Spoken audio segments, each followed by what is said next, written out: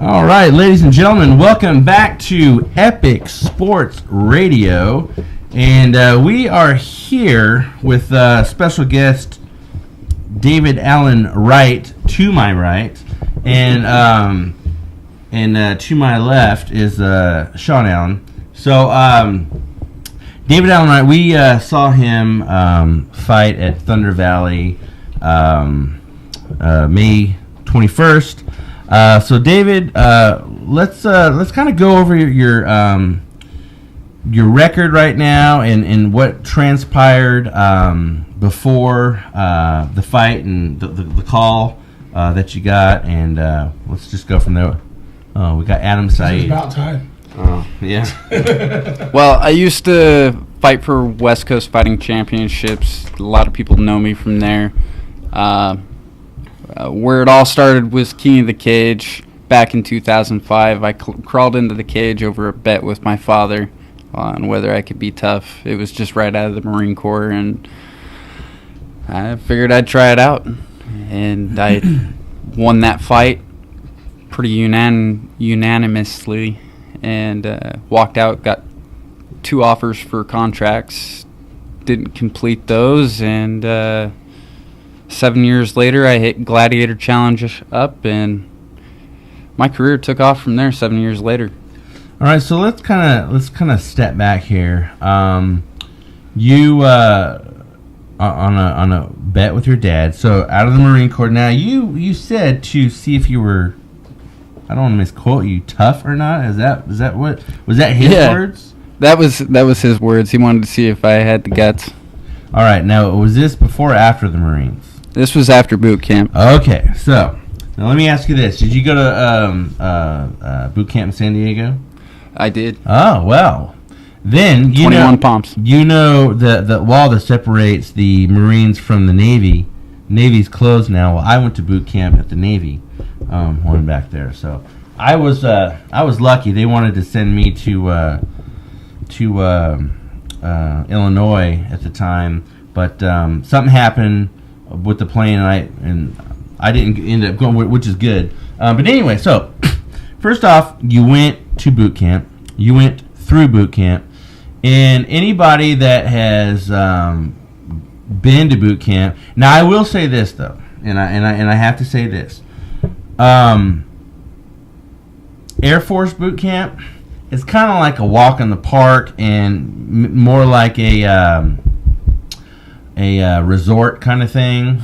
They work more on your brain than department in the corpus. What? Oh, I can't read that. I can't. Who is that anyway? Is it Rue? Yeah. Oh, Rue, is that? Look at my phone. Oh wait. Oh. Anyway, so the Marines. So the Army's is a tough boot camp. Marines, I know, is a tough boot camp, and Navy, they did some stuff to you, and but I got sent to captain's mess a lot when I was in the Navy, and then I trained with the Navy SEALs for a while, and that, of course, was a fun time. That was hell. So you went through the Marine boot camp. So was that not proof enough to your father that you weren't tough enough, or what? Well, apparently not. So he just wanted to press the envelope a little farther. All right. So you went through boot camp. Where did you go? And what did you after boot camp? Well, I went into the Marine Corps on a delayed entry program at 17. Oh, all right. I completed boot camp. And before MEPS, I got sent home to get my diploma. Well, I was a foster kid for about 13 years. Okay. And so CSD apparently just had to intervene, and they brought me back after boot camp, and they never sent me out. I don't know how the hell it all worked out, but I received my DD-14 about 4 years later. Yeah? Wow. So, your dad, is he your biological father or foster father? Yes, biological. Harry McManus. All right, so was he proud of you for going into the Marine Corps, or? He's never really acknowledged it. They just were like, whatever. Oh, wow. Okay, so your first fight, you go in there, and you take care of business. And so how many total fights have you had as far as from the very first one all the way up until a couple weeks ago? Wow. That is a good question, and I'm actually proud to say I'm going on my 100th anniversary fight. Wow. 100th anniversary fights. And only 6 losses. Oh, wow. 6. So the 21st was the 6th one. Yes. I only started losing as soon as I get Right. get to the show. 6 out of 100. Wow. Right. 100 fights. So how many years did it take you to get to those 100 fights? Oh, man.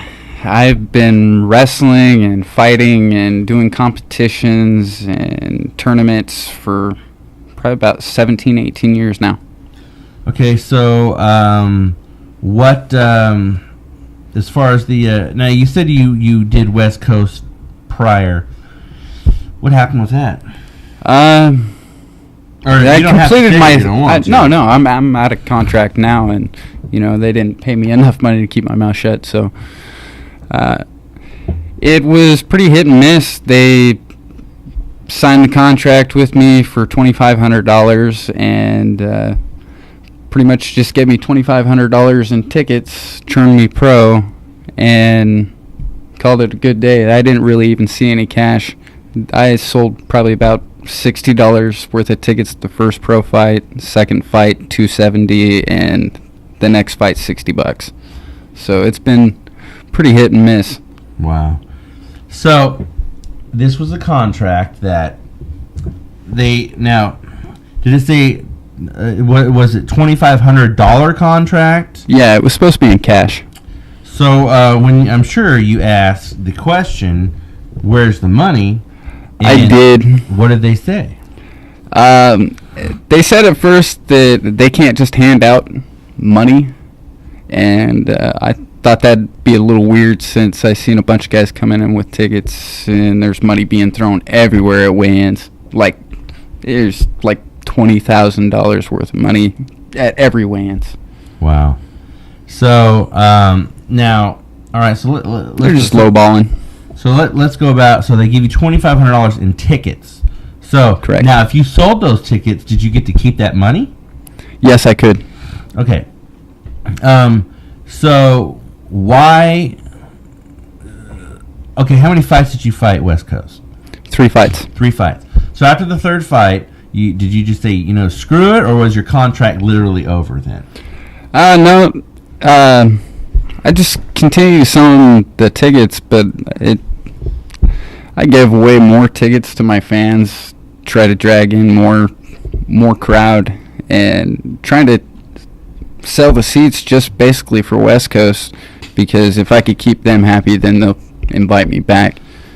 Okay, so did you get any money for winning? I have not won a pro fight yet. Oh, so now, all right. So let's talk about this.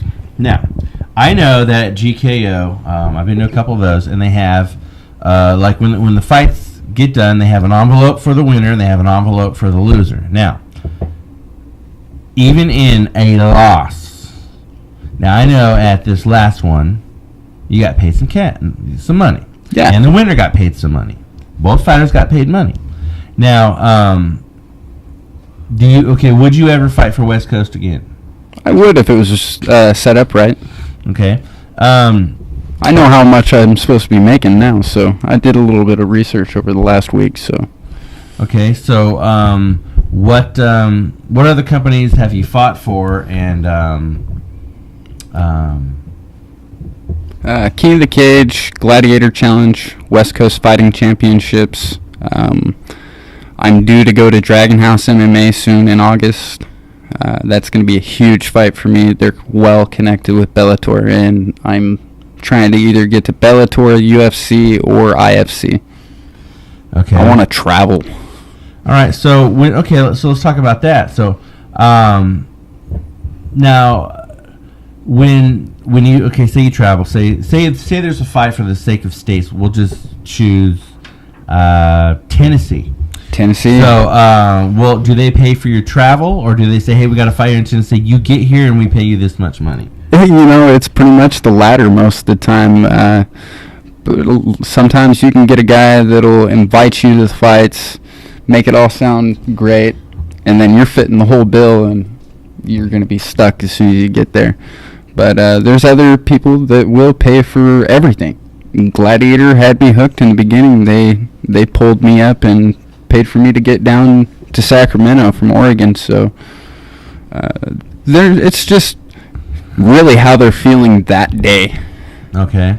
So, go ahead. So there's no standard policy. I don't think there is. If they're in a good mood and things going well that day. Pretty much.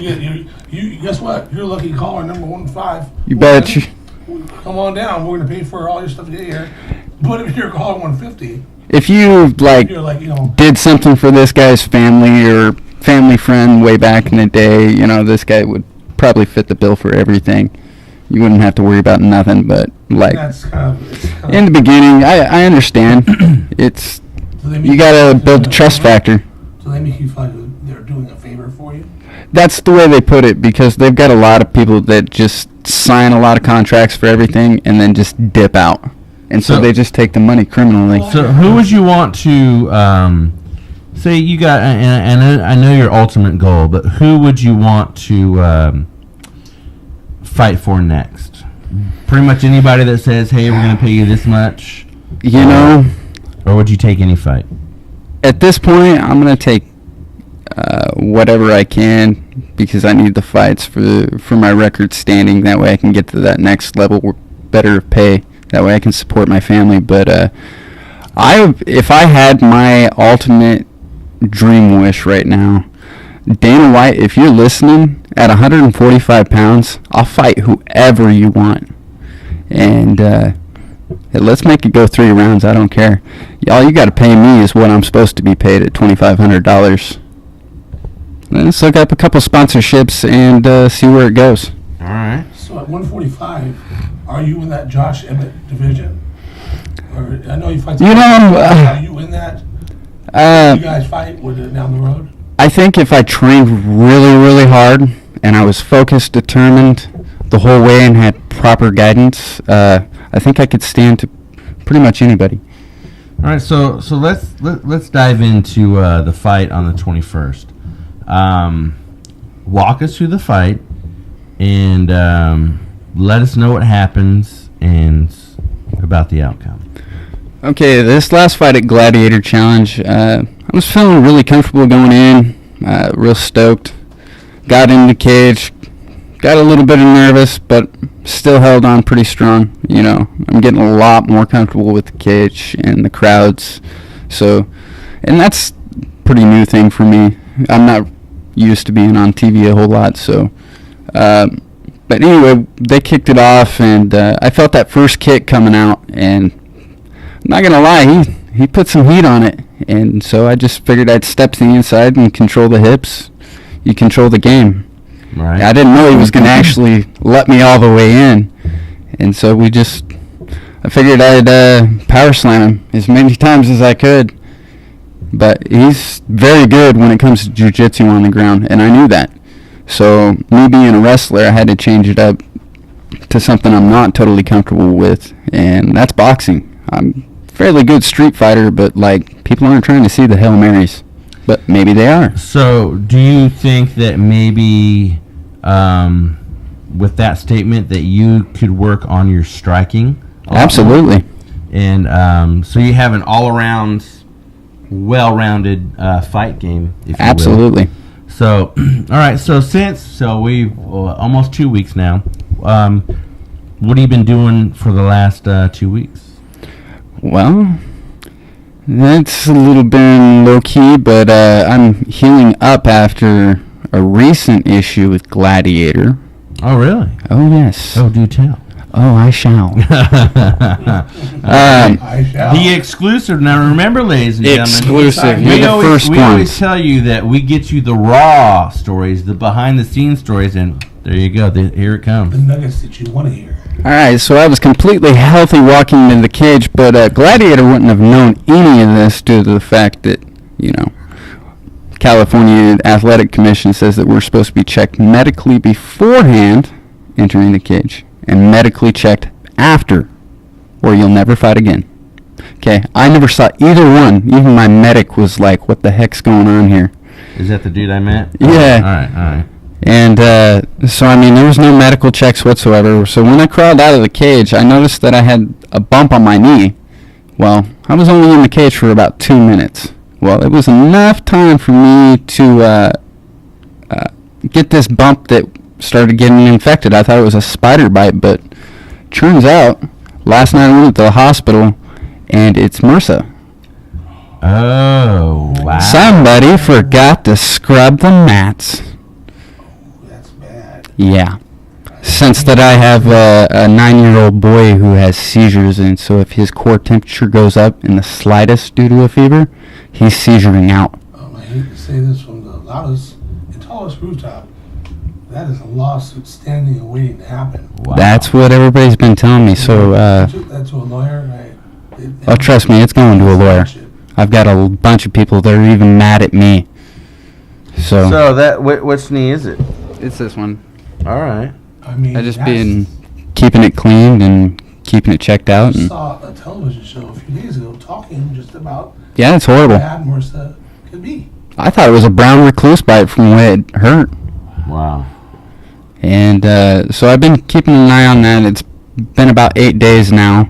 I went and got it checked out. I'm on antibiotics. And I now have insurance. Not to thank Gladiator for that. So insurance is really bad for our MMA. We only have insurance the night of the fight. I don't know if anybody really knows that. Wow. That's Wow. the only day you have insurance. Wow. I bet you that's going to change here pretty quick. I really, really hope it does. Because that right there, yeah, that's... Even if we get better more health care money, benefits. Like in a situation like this, Oh, yeah. to have insurance on you, even at a low rate, but have coverage on you, for this to cover them, because their out-of-pocket expense would be crazy. Yeah. Are you, and I encourage you to follow through with that, but are you worried about the Oh, yeah. flashback on this? I am definitely very worried about the backlash. Is this going to be the end of my career? I hope not. But as it is, I can't pay my bills. I'm struggling to each fight. I'm holding on right now to August because I got a deal in this next contract to get an RV for about $2,000. So things are going to look up soon, and I'll have a lot more time to train. So those of you on Facebook, if you have any questions for David Allen Wright, and again, anyone else watching, call 916-633-4851, and or you could just put your questions up on Facebook there, and let us know. So there's a lot of stories that float around in the MMA and boxing world, and I've talked to many different fighters and many different people over my time of doing this, and it's interesting to know the little nuggets that come out. So, that's one good thing about America's freedom of speech, and this guy is telling what's up, and that is one thing too. I mean, there's protocol in anything that you do, whether it's an MMA fight or whatever it is. So when you do a job, there's certain checkpoints that you need to check off and say, hey, we need to get this done, we need to do this, we need to, as far as the medical checks, I mean, if somebody walks out of there with a concussion or something like that, or something that happens a week or two later, that could shut a place down. Yeah, it very well could, because of the reputation of the other fighters that are coming in. I mean, if you're just picking something that up that quick, every fight goes to the ground. And I don't care how good you are, eventually you're gonna get knocked out or get stunned, and it's gonna hit the ground. Right. Wow. So all right. So let's talk about some of the guys that you fought. Now, this cat that you fought last time. Did you know anything about him going into this fight, or? I knew a little bit. I watched a couple of his fights, but I never really just sit there and study it. I figured that's too easy to bait somebody into hooked on a rut to what you think you are.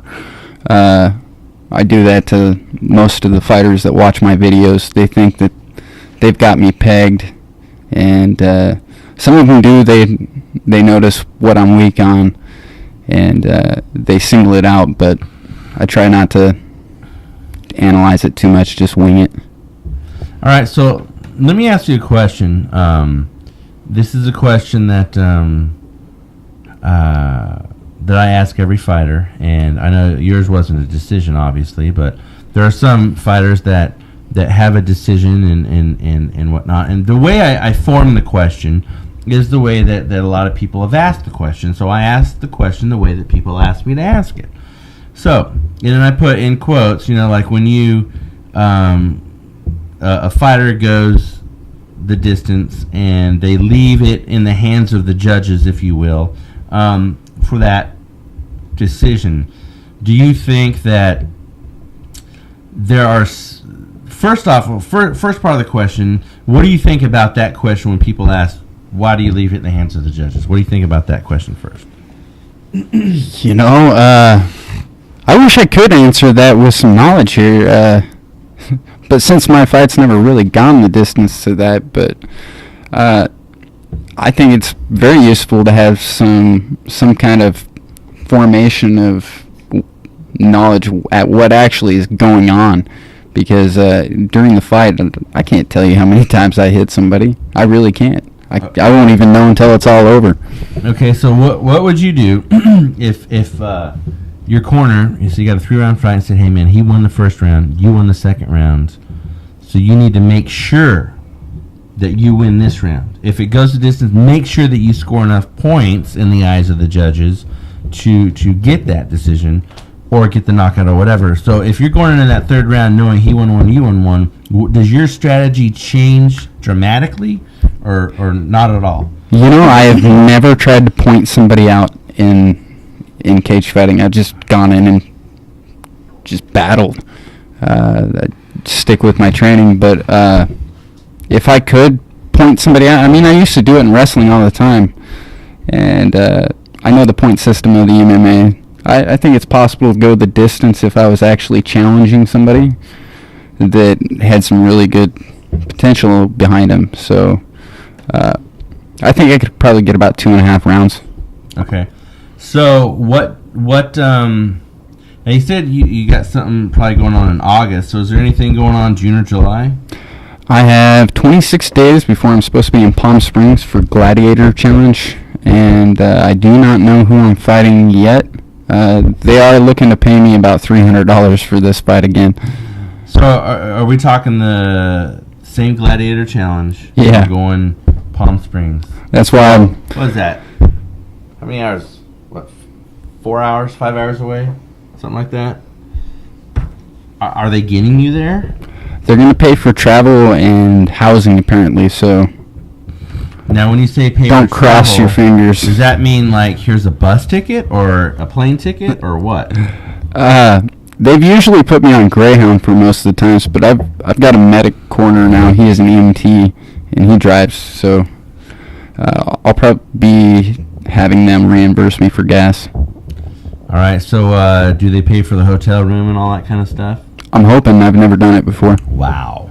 So you might have another surprise on your hands. Very well could be. Gladiator's really good about that.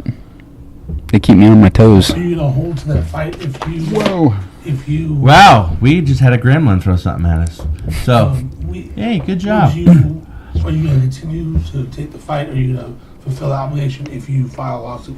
I need the money, so, if it's going to interfere with my career long haul, then more than likely I'm not going to cause any waves, because I keep crawling in the cage, 1, to pay my bills, 2, this is for my daughter so she can see me on TV, and she's 4 years old. And so I just wanted her to know that I'm still out here chasing my dreams and letting her know that never to give up in hers. I think that any lawyer may say, if you were to file, say it probably... Oh, absolutely. There's definitely going to be some backlash over that. Yeah. I mean, what other MMA company is going to want to take over? All right, well, we'll dig this. I'm using a quote from Tony the Tiger Love. He always said, dig this. Or check this.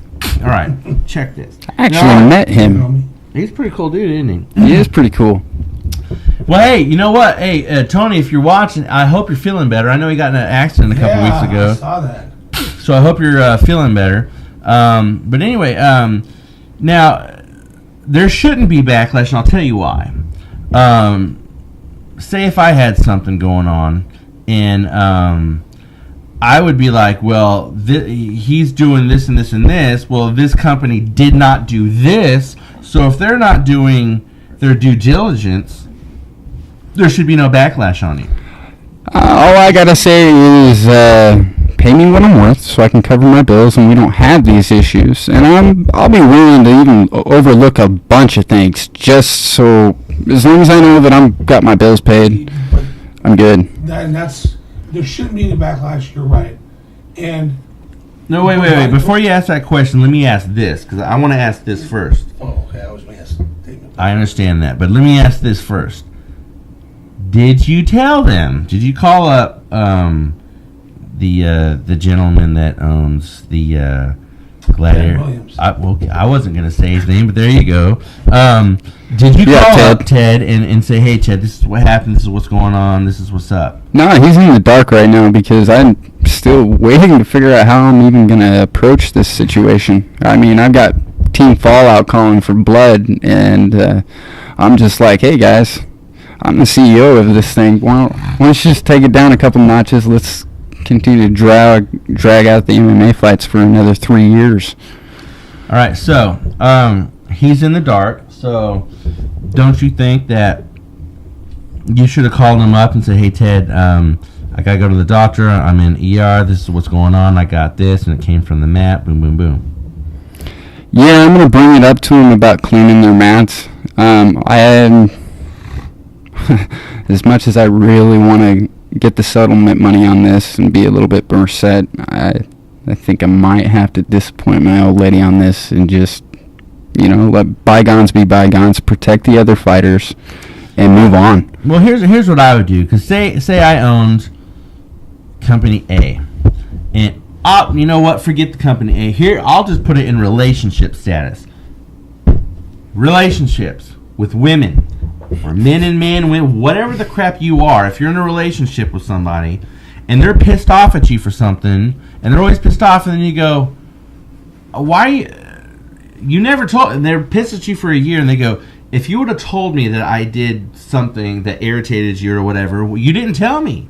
Or maybe Susie told Sean, Glenn really hates it when you do this and this. And Sean, probably, I'd hope he'd be man enough to come to me and say, bro, why didn't you come to me and tell me? So if I owned a company, I would want someone to come to me and say, hey, man, this is what's going on. This is what happened to me. This is what you need to do. Because if I get slapped with a lawsuit and I'm like, what the hell is this? And then I'm like, I didn't even know about this.